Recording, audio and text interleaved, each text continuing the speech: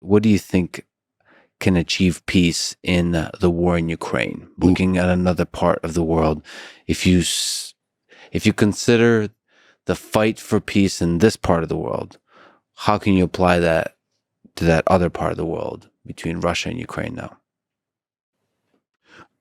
I think it's one of the savage horrors of history and one of the great tragedies that is occurring. Uh,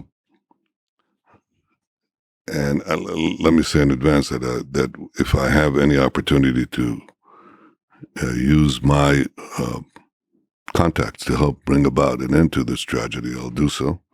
I know both leaders, but I don't just jump in and assume. If there's be a desire at a certain point, because the conditions have created the possibility of helping stop this carnage, then I'll do it. And that's why I choose my words carefully, because I think that may be the best thing that I could do. Look, I think what you see in Ukraine is what happens if you have territorial designs on a territory by a country that has nuclear weapons. And that, to me, you see the change in the equation. Now, I think that people are loath to use nuclear weapons, and I'm not sure that I would think that the Russian side would use them with happy abandon. I don't think that's the question. But you see how the whole configuration changes when that happens. So you have to be very careful on how you resolve this conflict, so it doesn't go off the rails, so to speak.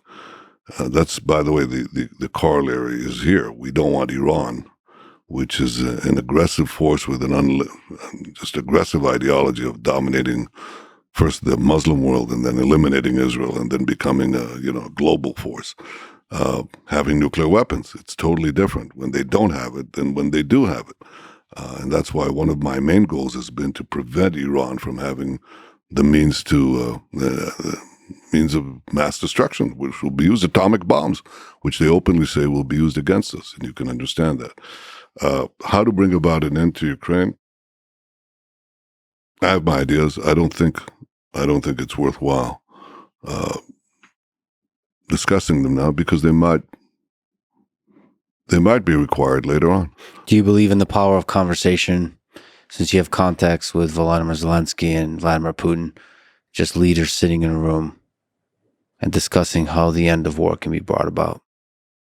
I think it's a combination of that, but I think it's the question of interest and whether you have to get both sides to a point where they think that conversation will lead to something useful. I don't think they're there right now.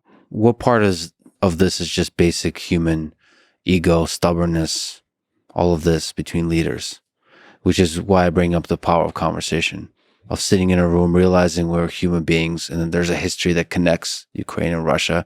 Yeah, I don't think they're in a position to enter a room right now, realistically. I mean, you can posit that it would be good if that could happen, but entering the room is sometimes more complicated than what happens in the room. And there's a lot of, pre-negotiation on the negotiation. Then you negotiate endlessly on the negotiation. They're not even there.